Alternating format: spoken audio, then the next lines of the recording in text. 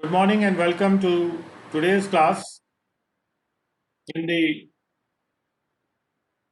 online course for preparatory exam being held for the benefit of those who are taking the ITO departmental exam. And today we are doing chapter 6 and chapter 8 of the Income Tax Act. So before I go to chapter 6, I would like to take you to chapter 8 because there is only one section.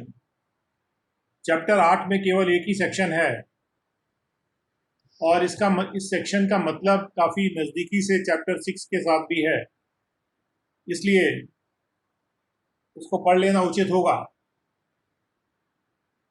और chapter 8 का जो section 86 है वो association of person और body of individuals की बात कर रहा है, एओपी एंड बीओआई, जिसको सेक्शन 231 में आपने पर्सन की डेफिनेशन में पढ़ा है।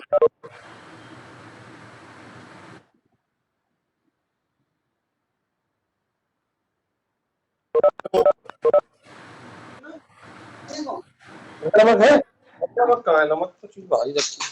Before we move forward, I'll just switch off some videos and then come back to you.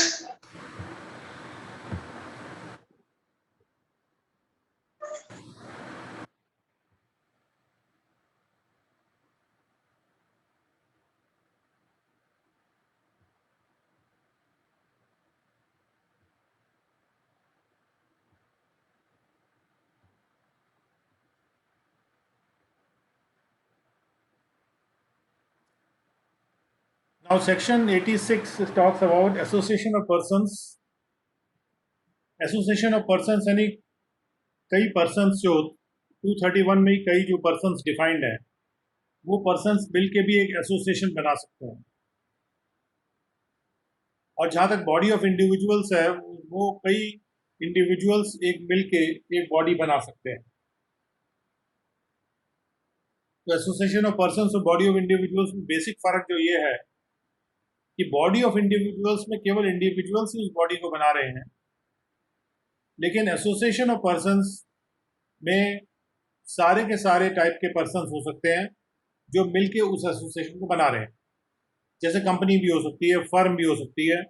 इसी तरह से भी लोग पर्संस में डिफाइंड हैं सेक्शन 231 में, वो सभी एसोसिएशन ऑफ पर्संस की डेफिनेशन में शामिल हो सकते हैं।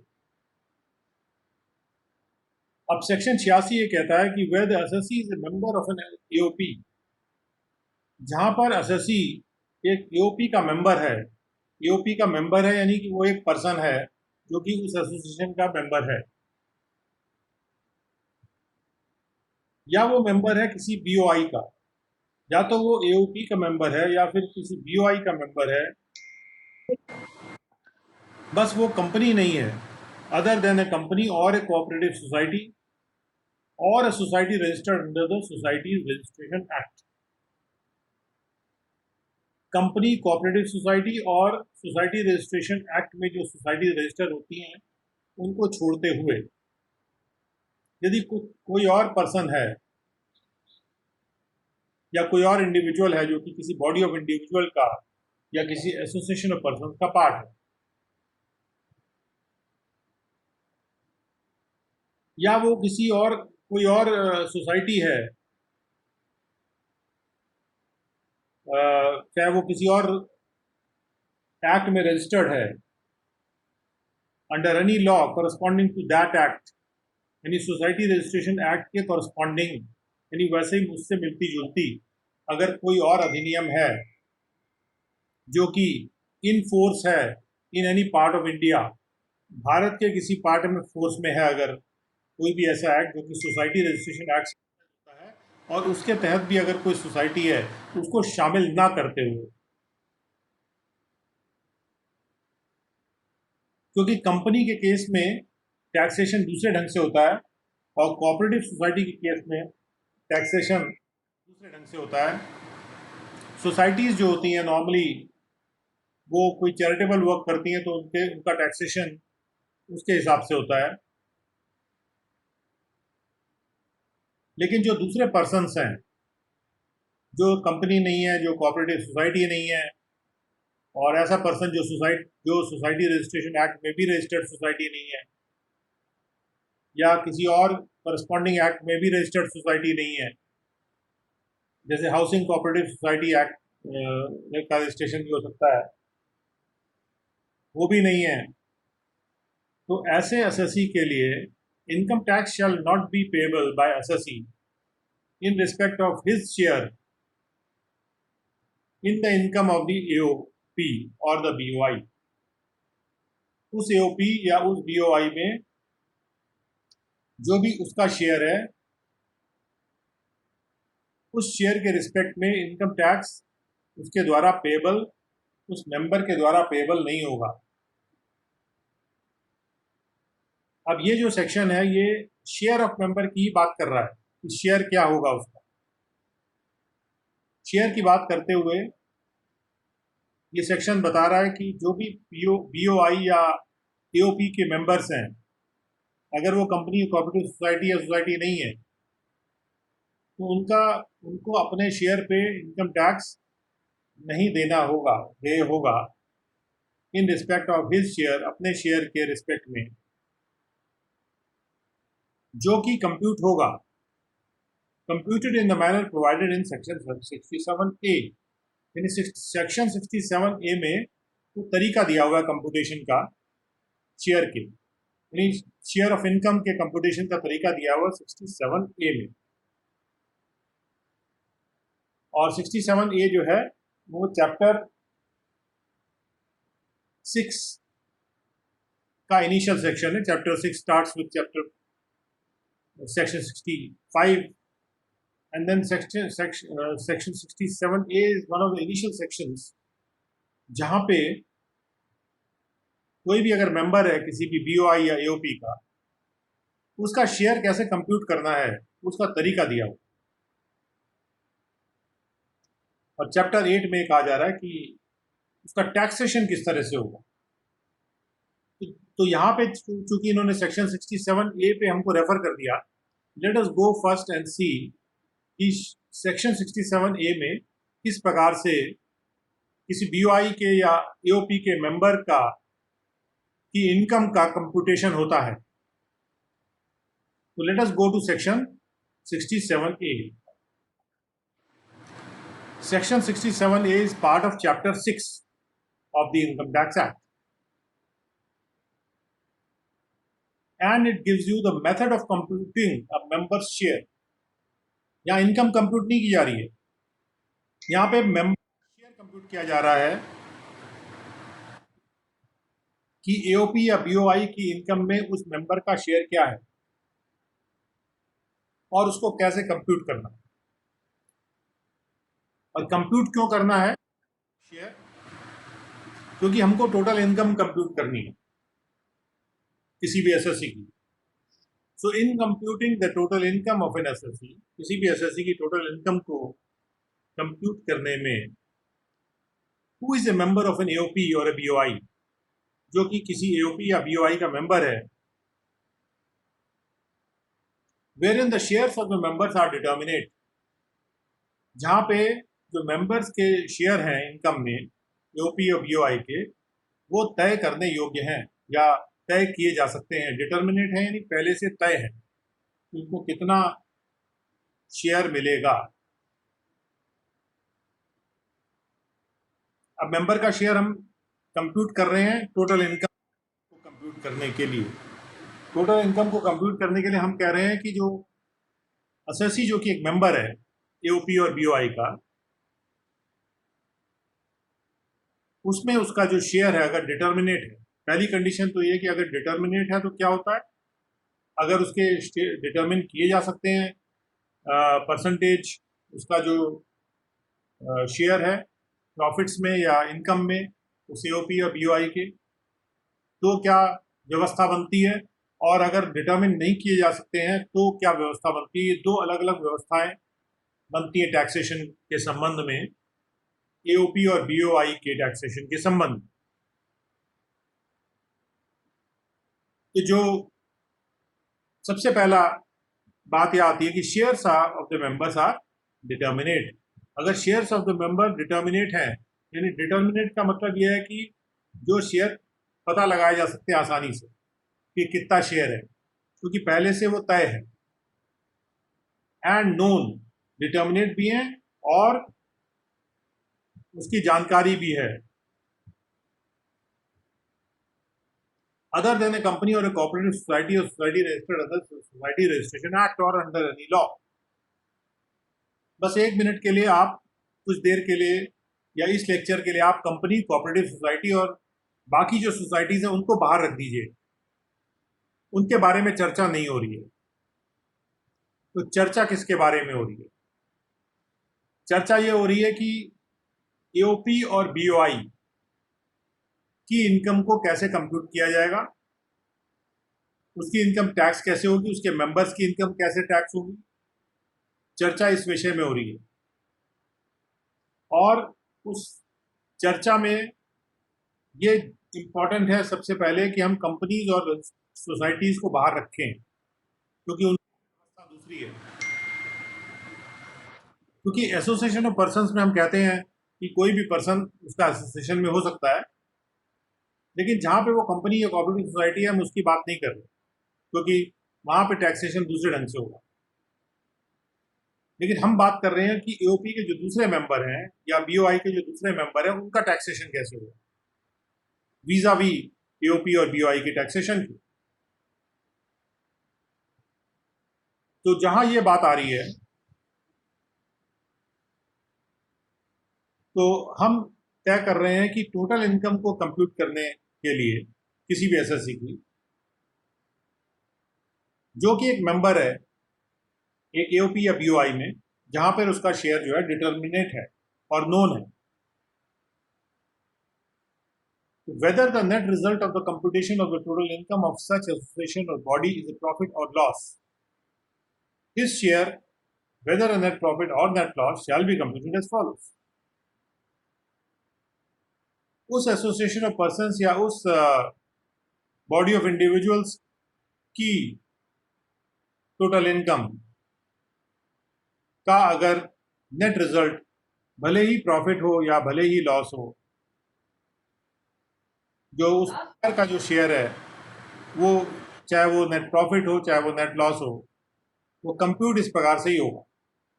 कंप्यूटेशन का तरीका दिया है कि मेंबर का शेयर कैसे कंप्यूट होगा। यहाँ पे कंडीशन क्या है? सबसे पहले कि shares of the member are determinate and known.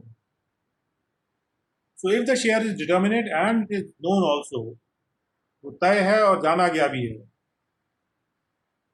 तो नेट रिजल्ट भले ही टोटल इनकम का नेट रिजल्ट कंप्यूटेशन के टोटल इनकम के कंप्यूटेशन का जो नेट रिजल्ट है एओपी के केस में या बॉडी ऑफ इंडिविजुअल के केस में, भले ही वो उसका नेट रिजल्ट भले ही प्रॉफिट हो या लॉस हो, उससे मतलब नहीं है। या उस मेंबर का शेयर भले ही नेट प्रॉफिट हो या नेट में लॉस हो, उससे मतलब नहीं है। कंप्यूटेशन जो है उस शेयर का इस प्रकार से ही होगा। किसका शेयर का? मेंबर के शेयर का। किसमें? इन the income, in the total income of the association of persons और बॉडी ऑफ इंडिविजुअल्स। तो इनकम में क्या शेयर है, ये कैसे कंप्यूट होगा? नेमली नंबर 1 कि जो भी इंटरेस्ट, सैलरी, बोनस या कमीशन या रेम्यूनरेशन, चाहे किसी भी नाम से वो बुलाया जाए, by whatever name called, which is paid to any member, जो किसी भी मेंबर को अगर इंटरेस्ट, सैलरी, बोनस, कमीशन या कोई भी रेम्यूनरेशन होता है कोई भी काम के इवज में उसकी भरपाई करना, जो भी दिया जाता है इन respect of the previous year के संबंध में, shall be deducted from the total income of the association. ये जो इंटरेस्ट और सैलरी और बोनस, कमीशन या रेम्यूनरेशन है, ये उस एओपी या उस बीओआई के टोटल इनकम में से घटा दिया जाएगा। It is a deduction from the total income of the AOP और द बीओआई, और जो बाकी बचेगा इन द बैलेंस असर्टेन, और बाकी निकाल लिया जाएगा, बाकी पता लगा लिया जाएगा। असर्टेन यानी असर्टेन करना मतलब नॉलेज प्राप्त करना, यानी बाकी पता लगा लिया जाएगा। तो बाकी पता कैसे लगाया जाएगा? सबसे पहले हम टोटल इनकम कंप्यूट करेंगे एओपी या बीओआई का एज पर the other sections of the act, यानी जो इनकम उसमें टैक्सेबल है वो, जो इनकम वो टैक्स होती है टोटल इनकम में जुड़ती है वो जोड़ते जाएंगे, जो इनकम नहीं जुड़ती टोटल इनकम में वो नहीं जोड़ेंगे, और जो उसमें से घटौतियां करनी है वो घटौतियां करते जाएंगे। तो कर करा के फाइनली हमारे पास जो टोटल इनकम आएगी किसी भी एओपी या बीओआई की, उसके टोटल इनकम में से हम मेंबर को दिया गया इंटरेस्ट, सैलरी, बोनस, कमीशन और या रेम्यूनरेशन घटा देंगे, और जो बाकी बचेगा बैलेंस को एसरटेन कर लेंगे, और जो बाकी बचा होगा उसको अपोर्शन कर देंगे, मतलब बांट देंगे अमंग द मेंबर्स, मेंबर्स के मध्य में बांट देंगे, मेंबर्स के बीच में बांट देंगे, in the proportion in which they are entitled to this share in the income of the association of body, उसी अनुपात में बांट देंगे जिसमें वो उस शेयर के हकदार हैं उस एसोसिएशन या बॉडी ऑफ इंडिविजुअल के इनकम के शेयर में। जैसे हमने बताया था हकदार क्यों है, क्योंकि वो डिटर्मिनेट है और नोन है, उनका शेयर जो है पहले से डिटर्मिनेट और नोन है, हमें पता है कि कितना परसेंटेज उनको प्रॉफिट में मिलना चाहिए। लेकिन वो बांटने से पहले हमको क्या करना है कि उस मेंबर की इनकम को कंप्यूट करने के लिए हमको क्या, उस मेंबर का शेयर जो है इनकम में कंप्यूट करने के लिए हमको सबसे पहले एओपी और बीओआई की टोटल इनकम उठानी है, और उसमें से वो इंटरेस्ट, सैलरी, बोनस, कमीशन और रेम्यूनरेशन जो मेंबर को दिया गया था उसको घटा देना है, और घटाने के बाद बाकी बचा हुआ जो टोटल इनकम है उसको बांट देना है उसी अनुपात में जिस अनुपात में वो उस एसोसिएशन या बॉडी की इनकम के शेयर के हकदार हैं। उसके बाद बी ये कहता है कि where the amount apportion to a member under clause A is a profit. इस तरह से जो भी राशि अपोर्शन की जा रही है, अपोर्शन कौन सी राशि की जा रही है, interest, salary, bonus, commission, remuneration हटाने के बाद जो टोटल इनकम की जो बची हुई राशि है वो अपोर्शन की जा रही है। तो यदि ये जो अपोर्शन की हुई जो राशि है, जो बांटी हुई जो राशि है, अगर ये प्रॉफिट है, इज ए प्रॉफिट, तो कोई भी अगर इंटरेस्ट, सैलरी, बोनस, कमीशन या रेम्यूनरेशन जो पे किया गया था paid to the member by the association और body in respect of the previous year shall be added to that amount, उस अमाउंट में जो आपने interest, salary, bonus, commission, remuneration जो पे किया गया था उस मेंबर को, और जो आपने पहले टोटल इनकम से अभी घटाया था एओपी या बीओआई की, अपोर्शनेबल इनकम निकालने के लिए घटाया था, और उसके बाद बाकी जो बचा हिस्सा था उसको आपने उस रेशो में बांट दिया था जिस रेशो में उनको वो प्रॉफिट के हकदार थे मेंबर। अब क्या करना है कि जो आपने अमाउंट अपोर्शन किया था, जो बांटा था अमाउंट इस प्रकार से, उसमें आप वो salary, interest, bonus, commission, remuneration जोड़ दीजिए, shall be added to that amount and the result shall be treated as the member share, और जो रिजल्ट आएगा इस प्रकार से वो उस मेंबर का शेयर माना जाएगा, उस मेंबर का शेयर माना जाएगा इन the income of the association और बॉडी, उस एसोसिएशन ऑफ पर्सन्स की इनकम में या उस बॉडी ऑफ इंडिविजुअल्स की इनकम का उस मेंबर का शेयर उतना होगा। एक तरह से अगर देखा जाए तो यहाँ पे आप क्या कर रहे हैं कि आप सबसे पहले टोटल इनकम ले रहे हैं एओपी और या बीओआई की, उसमें से आप interest, salary, bonus, commission, remuneration जो मेंबर को दिया गया वो अलग रख ले रहे हैं, और उसमें फिर बाकी जो बच जाता है उसको प्रॉफिट शेयरिंग रेशो में बांट के, और उसको जो आपने अलग रखा था interest, salary, bonus, commission, remuneration उसमें जोड़ देते हैं। जोड़ के जो राशि आती है वो उस मेंबर का शेयर है उस एसोसिएशन या बॉडी के इनकम, और जहाँ पे वो प्रॉफिट है वहाँ इसमें जोड़ देते हैं, और जहाँ पे वो जो अमाउंट अपोर्शन था, अपोर्शन मतलब जो बांट दिया गया, वो अगर लॉस है, बांटा हुआ अमाउंट लॉस भी हो सकता है, और हो सकता है कि वो जो एओपी या बीओआई है वो लॉस में जा रही है। और अगर वो लॉस है तो कोई भी इंटरेस्ट, सैलरी, बोनस, कमीशन या रेम्यूनरेशन जो आपने मेंबर को दिया था उसमें से प्रीवियस ईयर के रिस्पेक्ट में उसको आप उसको एडजस्ट कर देंगे। एडजस्ट कर देंगे मतलब तरह से घटा देंगे, क्योंकि वो आपने जो अपोर्शन अमाउंट है वो, तो जो इंटरेस्ट, सैलरी, बोनस, कमीशन या रेम्यूनरेशन होगा वो तो पॉजिटिव अमाउंट होगा, प्लस में होगा, तो उसमें से एडजस्ट करेंगे किसको, इस लॉस को, जो अपोर्शन लॉस है, against that amount, and the result shall be treated as the member share. बाकी बची हुई राशि है वो उस मेंबर का शेयर माना जाएगा इन the income of the association. Now the share of A, point number 2 ये कहता है the share of a member. हम यहाँ पे इस सेक्शन में हम ये कह रहे हैं कि how to compute the total income of an SSC. Ultimately purpose क्या है हमारा? पर्पस ये है कि हम सबसे पहले उस एसएससी का टोटल इनकम निकालने जाते हैं। हम टोटल इनकम एसएससी की निकालना चाहते हैं, ठीक है। हम एसएससी की टोटल इनकम निकालना चाहते हैं जो कि एक मेंबर है, एक एसोसिएशन ऑफ पर्सन्स या बॉडी ऑफ इंडिविजुअल, और उसकी टोटल इनकम निकालने के बाद हम उसकी टोटल इनकम पे उसको जो उस पर टैक्स रेट एप्लीकेबल है वो लगा के उसको टैक्स करेंगे। तो उस टोटल इनकम को निकालने के लिए हमें निकालना होगा कि उस मेंबर का शेयर क्या था,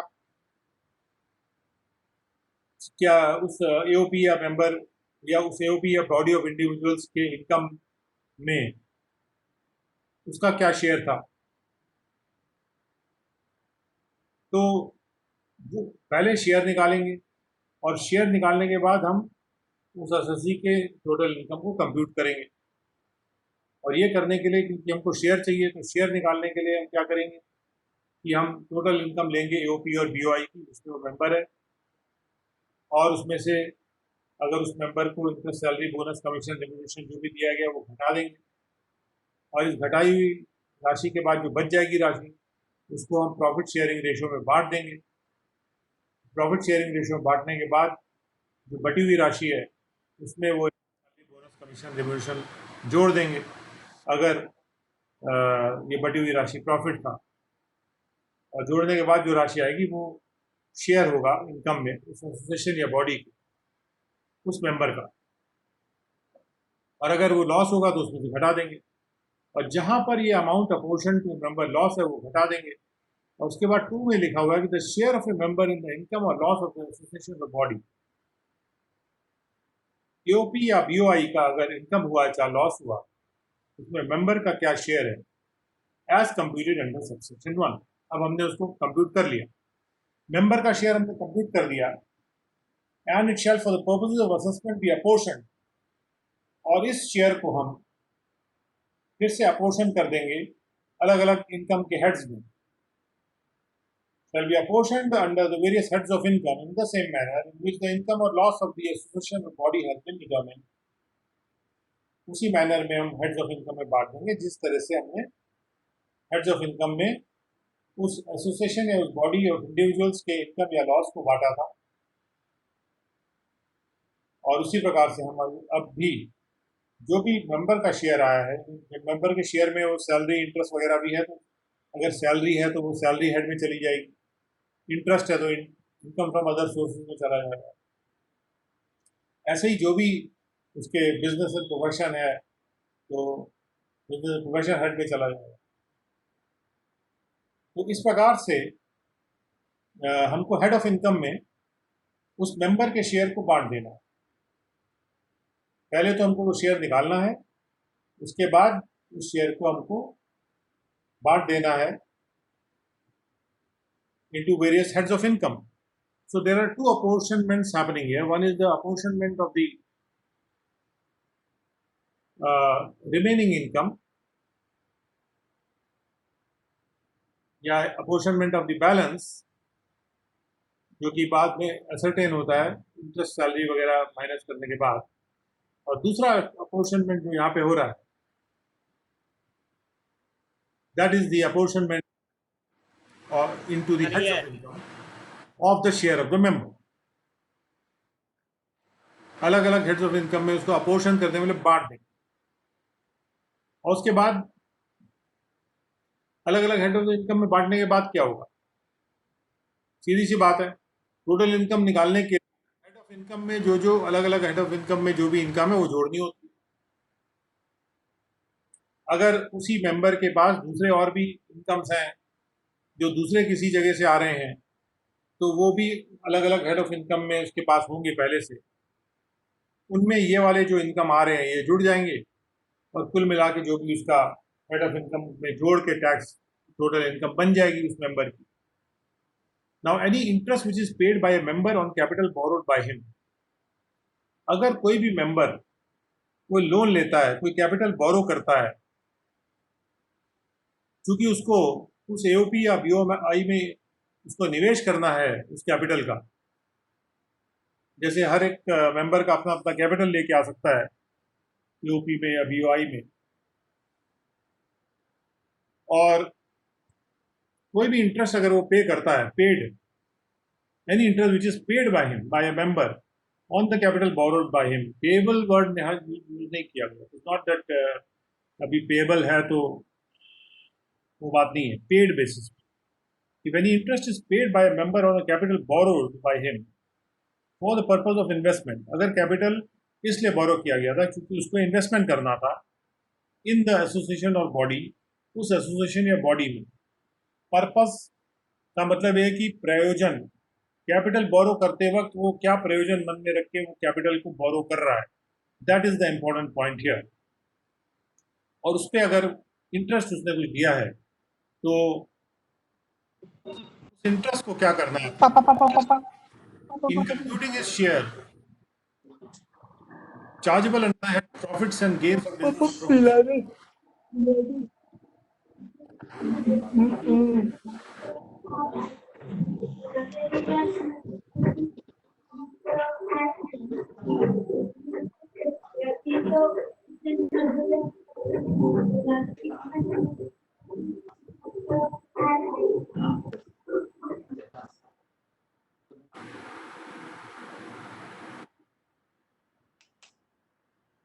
all the participants are requested to keep their audios off, please. Okay, thank you.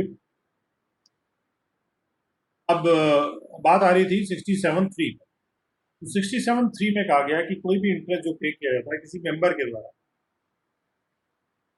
किसी भी एओपी या बीओआई के जिसके वो मेंबर है, for the capital borrowed, on the capital borrow, जो कैपिटल बोरो किया था for the purpose of investment in the AOP or BOI, so it shall, in computing the share chargeable under the head profits and gains of business or profession, उस share को compute करने के लिए, in computing his share, ये compute करने के लिए कि उसका शेयर कितना था उस एओपी या बीओआई के उस इनकम में जो कि profits and gains of business और प्रोफेशन हेड में आती है। तो profits and gains of business and profession head में आने वाली इनकम को कंप्यूट करने के लिए जो इंटरेस्ट है इन respect of his share in the income, क्योंकि उस एओपी और बीओआई में उसका जो शेयर है उससे प्राप्त जो इनकम हो रही है, उससे उसको जो शेयर प्राप्त हो रहा है under the head profits and gains of business or profession to be deducted from his share। तो उसका जो शेयर आपने निकाला था, शेयर कैसे निकाला था आपने, शेयर में से आप इस इंटरेस्ट को भी घटाएंगे, क्या निकालने के लिए, जो शेयर चार्जेबल है। जब तक आप ये घटाएंगे नहीं इंटरेस्ट पेड, तब तक चार्जेबल शेयर आपके पास आएगा नहीं। तो अगर आपको चार्जेबल शेयर कंप्यूट करना है कौन से हेड में, profits and gains of business और प्रोफेशन के हेड में, वो कंप्यूट करने के लिए आपको वो इंटरेस्ट भी घटाना होगा जो उसने पे कर दिया है on capital borrowed for the purpose of investment in the AOP और द बीओआई। और जैसा कि बताया गया कि पेड शब्द का जो इस्तेमाल किया जा रहा है उसका वही मीनिंग है जो कि असाइन किया गया सेक्शन 43 में, which is something which is already paid. तो यहाँ पर हमने 67 में क्या देखा? 67 में हमने देखा कि एओपी और बीओआई की इनकम को लीजिए, टोटल इनकम को लीजिए, पहले उनकी टोटल इनकम को वर्कआउट करिए, उसके बाद उस टोटल इनकम में से वो इंटरेस्ट, सैलरी और बोनस, कमीशन और रिम्यूनरेशन वगैरह जो मेंबर को दिया गया है उसको अलग करिए। जो बाकी बची हुई राशि है जो सभी मेंबर्स को दिया गया है उसको अलग करिए, और जो बाकी बची हुई राशि है प्रॉफिट शेयरिंग रेशो में अपोर्शन करके जो शेयर उस मेंबर का आ रहा है उसमें से interest paid on borrowed capital घटाते हुए और उस interest, salary, bonus, commission, remuneration की राशि में उसको जोड़ दीजिए, और ये जोड़ने के बाद आपको चार्जेबल शेयर मिल जाएगा। जब चार्जेबल शेयर मिल जाएगा आपको, उसको आप रिस्पेक्टिव हेड्स ऑफ इनकम में डिस्ट्रीब्यूट कर दीजिए। और डिस्ट्रीब्यूट क्यों करना पड़ रहा है रिस्पेक्टिव हेड्स ऑफ इनकम में? क्योंकि उस मेंबर के अलग अलग हेड्स ऑफ इनकम में और भी इनकमें हो सकती है। तो जब वो पर्टिकुलर हेड ऑफ इनकम में जाएगा उसका शेयर, तो अलग अलग हेड ऑफ इनकम में एग्रीगेट होगा, वो जुड़ेगा जब, और जुड़ेगा उसके बाद अलग अलग हेड ऑफ इनकम में जो इनकम्स हैं वो बन के टोटल होके टोटल इनकम में आएंगी, और टोटल पर फिर टैक्स होगा। तो इस तरह से आ, हम लोग फिर से, क्योंकि हम 67A पे आ गए थे, तो we go back to 86 again. Now what does 86 say? 86 ये कहता है कि जहां पर भी कोई एसएससी किसी भी एओपी या बीओआई का मेंबर है और जिसमें कंपनी, कोऑपरेटिव सोसाइटी वगैरह नहीं है सोसाइटीज, तो income tax shall not be payable by the SSC. उस एसएससी के द्वारा income tax shall not be payable in respect of his share in the income of the association or body computed in the manner provided in section 67A। तो अब यहाँ कहा जा रहा है कि एक बार आपने शेयर निकाल लिया, और जब आपने शेयर निकाला तो उसमें से आपने वहाँ पे वो इंटरेस्ट भी घटा दिया था जो उसने कैपिटल बोरो करके इंटरेस्ट पे किया था। तो कर करा के जो आपने शेयर निकाला, अब यहाँ क्लियर किया जा रहा है कि वो जो एसएससी है जो कि मेंबर है उसको टैक्स नहीं देना। Income tax shall not be payable by the SSC अपने शेयर के रिस्पेक्ट में जो आपने चार्जेबल शेयर निकाला था। और याद रहे उस पर आपने इंटरेस्ट और सैलरी वगैरह सब कुछ आपने वो ऑलरेडी ऐड किया हुआ है शेयर निकालने के लिए। शेयर निकालने के लिए वो सारी चीज़ें भी ऐड की थी। तो that share also includes the interest, salary, remuneration etcetera paid to the member. और इन सभी के रिस्पेक्ट में income tax shall not be payable by the SSC बशर्ते बशर्ते कि वेयर द एसोसिएशन और body is chargeable to tax. अगर वो एसोसिएशन या बॉडी पे टैक्स लगना है on its total income at the maximum marginal rate, यदि उस पे टैक्स मैक्सिमम मार्जिनल रेट पे लगना है। मैक्सिमम मार्जिनल रेट का की डेफिनेशन हमने सेक्शन 2 में देखी है। जो भी सबसे ज्यादा रेट ऑफ टैक्स लगता है फाइनेंस एक्ट में जो प्रिस्क्राइब्ड है रेट्स उस पर्टिकुलर पर्सन के लिए, तो अगर एसोसिएशन या बॉडी है वो चार्जेबल है टैक्स के, अगर वो चार्जेबल नहीं है टैक्स के लिए तो कोई सवाल ही नहीं उठता तो कोई टैक्स देने का। अगर वो चार्जेबल है टू टैक्स अपने टोटल इनकम पे, और अगर वो चार्जेबल है द मैक्सिमम मार्जिनल रेट, मतलब मैक्सिमम मार्जिनल रेट कब होगा? जब प्रावधानित होगा कि दैट कि वो और ये प्रावधानित कौन करेगा? फिनेंस एक्ट ये प्रावधानित करेगा कि एसोसिएशन या body of individuals maximum marginal rate पे टैक्स होगी कि नहीं होगी, या किसी भी हायर रेट पे अगर वो टैक्सेबल है, chargeable to tax under any of the provisions of this act. इस एक्ट के या किसी भी प्रावधान के तहत वो मैक्सिमम मार्जिनल रेट से ज़्यादा अगर उसको देना है, then in that condition the share of a member computed as aforesaid, जो शेयर जो एज अफोरसेड कंप्यूट किया गया था, एज अफोरसेड का मतलब है सेक्शन 67A के तहत जो भी मेंबर का शेयर कंप्यूट किया गया था shall not be included